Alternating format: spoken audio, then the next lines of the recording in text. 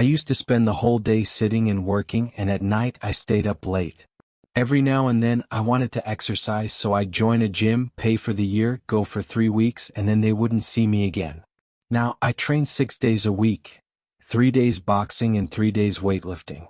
How did I go from someone who hated sports to someone who can't live without them? And how can you do the same? There are two ways.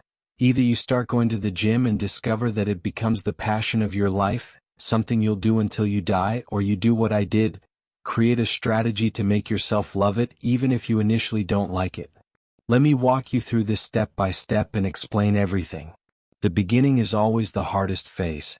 Usually, the first 6 months or the first 3 months of working out are the toughest. But after that, you get used to it and exercise becomes a part of your life. It took me years to figure out a solution to this initial struggle. I used to hate sports with all my heart. It felt like a burden. But even so, I knew it was important. Every morning I'd get up and say, "That's it, I'll go for a run." I'd run, return home, and that was it for the day. I'd sign up at the gym, train for 2 or 3 weeks, and then never go back. No matter how hard I tried, nothing worked. Every time I went to the gym, I'd ask myself, why am I training? What's the goal? My usual answer was to get in shape, improve my appearance, or maintain my health. But in reality, none of these goals were important to me. On top of that, I didn't enjoy the weightlifting process at all.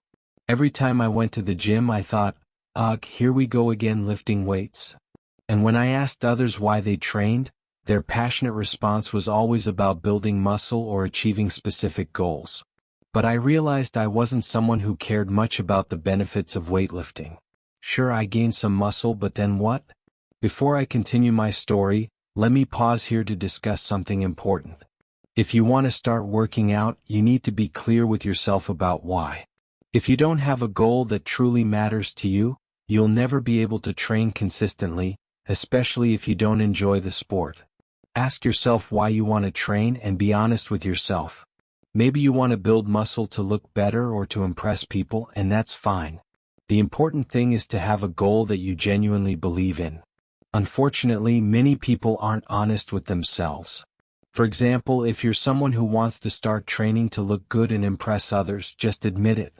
It might sound shallow, but if it motivates you to train, it's better than having no reason at all. If you want to train to impress girls, admit it. Give your mind a reason to push you to train. You might want to increase your confidence or maintain your health, and that's also a valid reason. Just make sure your reason is clear and meaningful. If you're 20 years old and say you're training to stay healthy, you might not really believe that because at 20, health isn't usually a major concern. But for someone who's 50, health could be a strong enough reason to keep them committed.